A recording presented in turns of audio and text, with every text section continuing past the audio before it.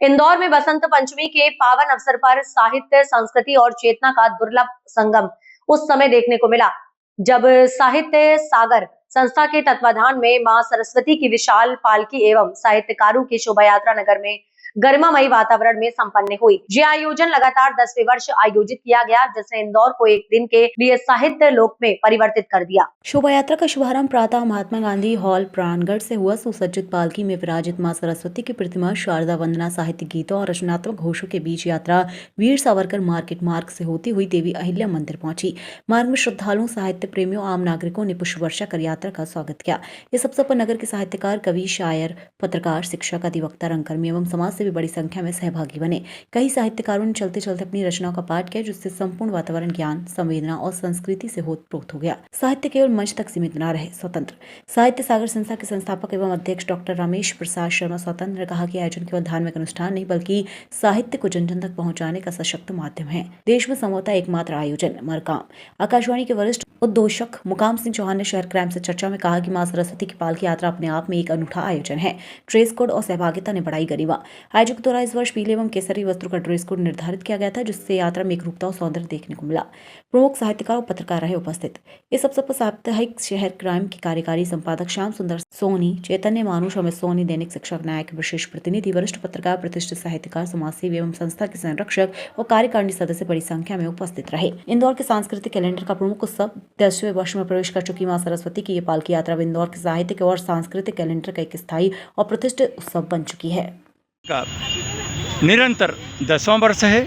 इसका शुभारंभ वर्ष 2017 से हुआ था, जिसमें बहुत बड़ी साहित्यकार उपस्थित थे। आज की अपेक्षा 50 गुना उस समय 5000 की उपस्थिति थी जब पूरे इंदौर में ये पहला कार्यक्रम हुआ था। और 20 बग्गियाँ थी, 20 बग्गियाँ बैंड बाजे के साथ पूरे देश प्रदेश के लोग आए थे और भव्य कार्यक्रम के साथ इसका हुआ था। एक पुस्तक का लोकार्पण हुआ था, काव्य सागर।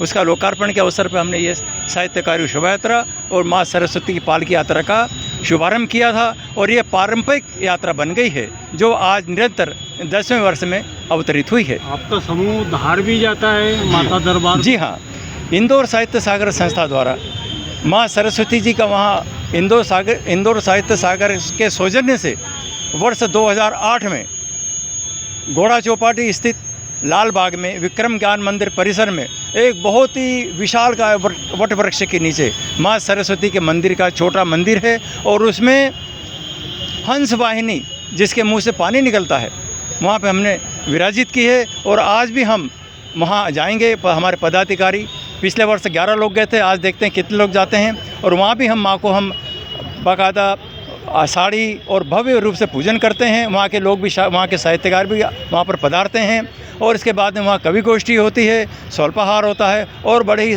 मंगलमय समापन होता है। डिजिटल युग में क्या साहित्य की विधा खोती जा रही है या पुनर्जन्म हो रहा है? बिल्कुल सही कह रहे हैं आप। साहित्य की विधा का वास्तव में क्षर हो रहा है और इसीलिए हम चाहते हैं कि इसकी भौतिकता को हम बनाए रखें, क्योंकि बिना भौतिकता के तो कोई भी ग्रंथ कभी अमर नहीं हो सकता। जैसे तुलसीदास जी, गीता जी, रामायण जी, ये बिना भौतिक रचनाओं से कभी भी सार्थक नहीं हो पाएगी।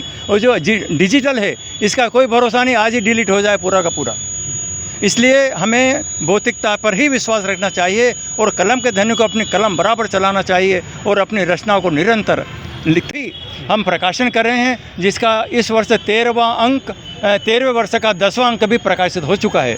और वो पूरा काव्य में, जिसमें संपादकीय, देश प्रदेश विदेश के सचित्र समाचार, राशिफल, जिसमें अनेक प्रकार की राशि बदल के, कभी दोहा, कभी चौपाई, कभी कुंडलिया, कभी गीतिका, कभी उल्लाला, हर विधा में हम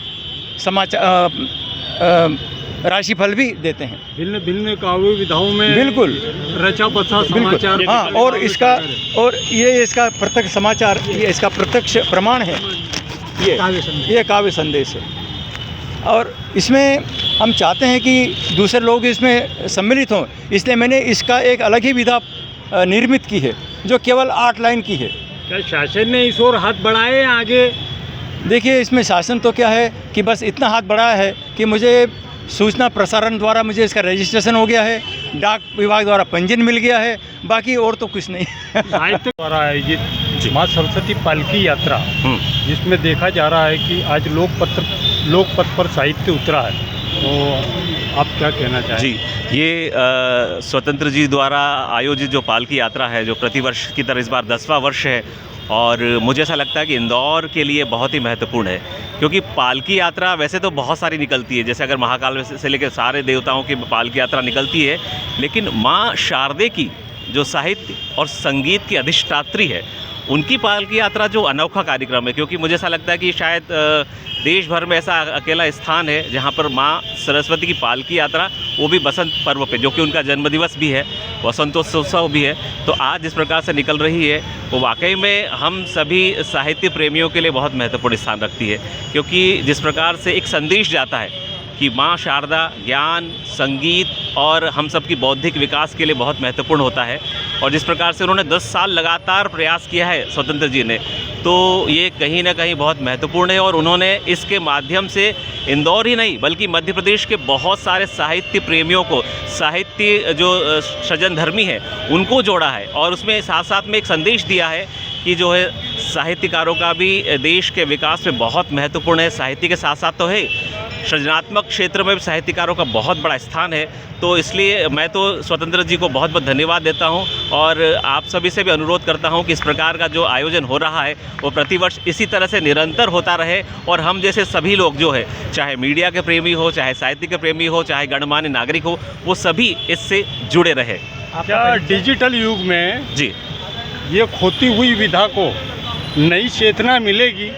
बिल्कुल, चूँकि जैसे देखिए सोशल मीडिया का ज़माना है, सोशल मीडिया का ज़माना है, लेकिन जो हमारी पुस्तकें हैं, जो हमारा साहित्य है, वो बहुत महत्वपूर्ण है, और अब चूँकि चिकित्सकों ने भी ये सिद्ध कर दिया है कि साहित्य यानी कि जो पुस्तकों में जो विराजमान साहित्य है उस पर हम लोग आकर्षित हों, उसके प्रति आगे बढ़ें, तो निश्चित तौर पे न केवल हमारा साहित्य, मन और तन दोनों ही स्वस्थ होगा। मैं मुकाम सिंह चौहान आकाशवाणी इंदौर से वरिष्ठ उद्घोषक हूं और साहित्य के क्षेत्र से जुड़ा हुआ हूं, तो इसलिए मैं आप सभी से भी अनुरोध करना, चूँकि आप भी हमारे साथी है, मीडिया के सभी साथी है, तो हम सब जुड़कर इस तरह के जो आयोजन है उसे सफल बनाएं। क्या संस्था द्वारा साहित्य प्रेमियों को एक विशेष मंच देने आदरणीय स्वतंत्र जी द्वारा एवं सभी वरिष्ठ साहित्य सुधीजनों द्वारा इस मंच को उत्साहित और ऊर्जा का माध्यम बनाया जा रहा है। 10वें वर्ष में यह पालकी यात्रा का आयोजन साहित्य को लोकपथ पर जगमग करते हुए देखता है। मैं आदरणीय सभी महानुभावों का हृदय से आभार व्यक्त करता हूँ कि आज की यह शोभा यात्रा यादगार रहे, और आने वाले समय में हम अपने समूह को बढ़ता हुआ देखें।